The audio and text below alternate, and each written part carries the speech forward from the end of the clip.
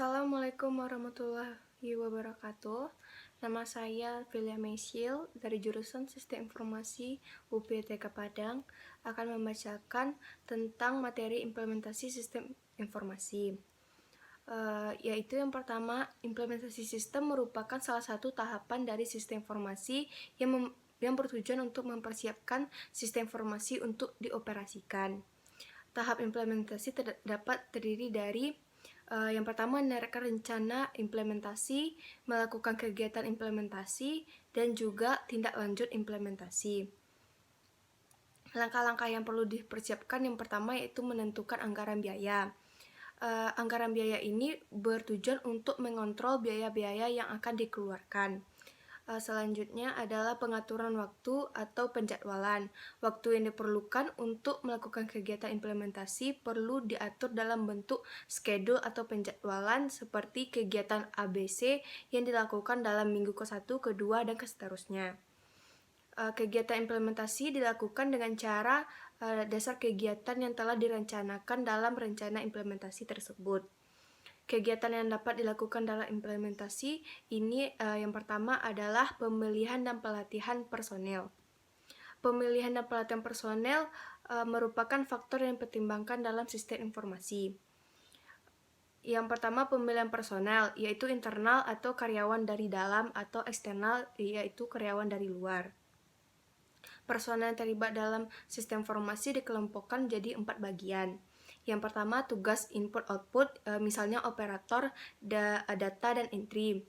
Yang kedua adalah tugas operasi, misalnya operator komputer. Yang ketiga adalah tugas pemrograman dan tugas analisa sistem. Yang pertama dapat mendapatkan pelatihan atau pendidikan, yaitu pelatihan atau training untuk personal operasi. Ditekankan bagaimana cara mengoperasikan sistem tersebut dilakukan dalam training ini. Yang kedua adalah pendidikan atau education. Education untuk pemakai informasi ditekankan bagaimana proses yang diperoleh dari sistem. Ada beberapa pendekatan pelatihan dan pendidikan.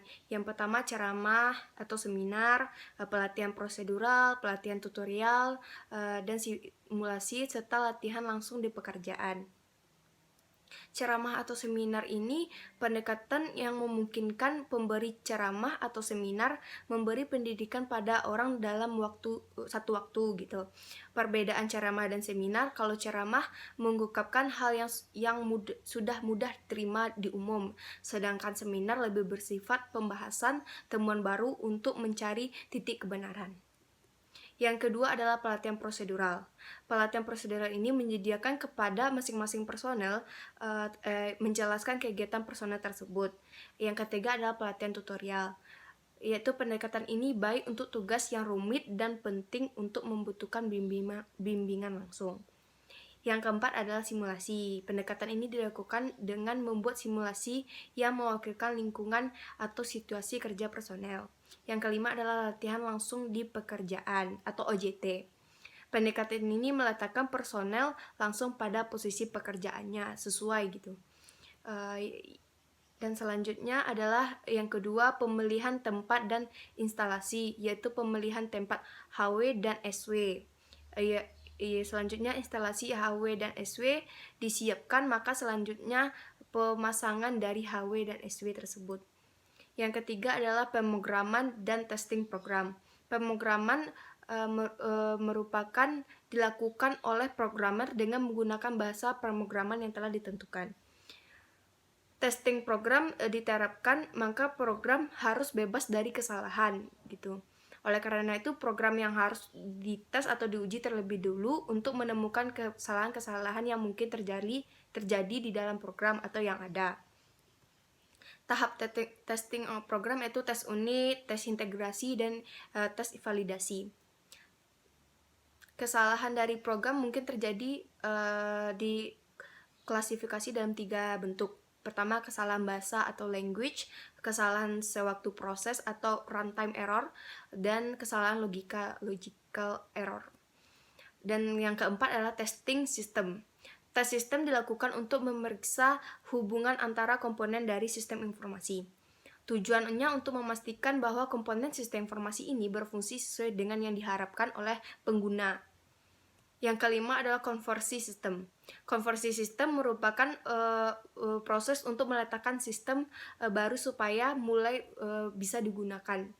Ada beberapa pendekatan, contohnya konversi langsung, paralel, percontohan, dan bertahap. Hal-hal yang dilakukan pada konversi sistem yaitu konversi dokumen dasar dan konversi file. Yang dimaksud dengan konversi langsung ini pendekatan yang dilakukan dengan mengganti sistem yang lama dengan sistem yang baru. Yaitu kelebihannya adalah waktu konversi cepat serta biaya konversi tidak mahal. Kelemahannya dihadapkan pada risiko yang tinggi jika yang baru tersebut gagal beroperasi sebagaimana yang diharapkan. Yang kedua adalah konversi paralel, yaitu kelebihannya yang pertama, jika sistem yang baru gagal dioperasikan maka sistem yang lama masih bisa dipakai. Sedangkan kelemahannya yaitu biaya yang dikeluarkan sangat besar. Yang ketiga adalah konversi percontohan. Kelebihannya jika sistem yang baru gagal dioperasi pada suatu cabang maka tempat atau cabang yang lain tetap aman. Yang kelemahannya yaitu waktu konversi yang bisa lama. Konversi bertahap yaitu kelebihannya jika modul baru gagal dioperasi maka sistem yang lama masih bisa digunakan. Dan kelemahannya waktu konversi bisa lama, sama dengan yang tadi. Tindak lanjut dari implementasi sistem adalah melakukan tes penerimaan yang berbeda dari tes sebelumnya. Pada tes ini dilakukan dengan menggunakan data sebenarnya dalam jangka waktu tertentu. Pemeliharaan sistem mencakup suatu proses diperlukan untuk menjalin kelangsungan atau kelancaran penyempurnaan sistem yang telah dioperasikan. Tahap ini ada beberapa hal. Yang pertama, menggunakan sistem yang telah dilatih belum siap gitu. Yang kedua, mengantisipasi sistem baru. 3, meski sudah diuji sistem bisa aja ada kesalahan gitu. Yang keempat, timbul kebutuhan baru setelah sistem berjalan. Pemantauan pengoperasian sistem ini bertujuan untuk mencegah terjadinya kesalahan dalam pengoperasian dan memperbaiki kesalahan tersebut. Mungkin itu saja yang dapat saya sampaikan. Maaf jika ada kesalahan kata. Saya ucapkan Assalamualaikum warahmatullahi wabarakatuh.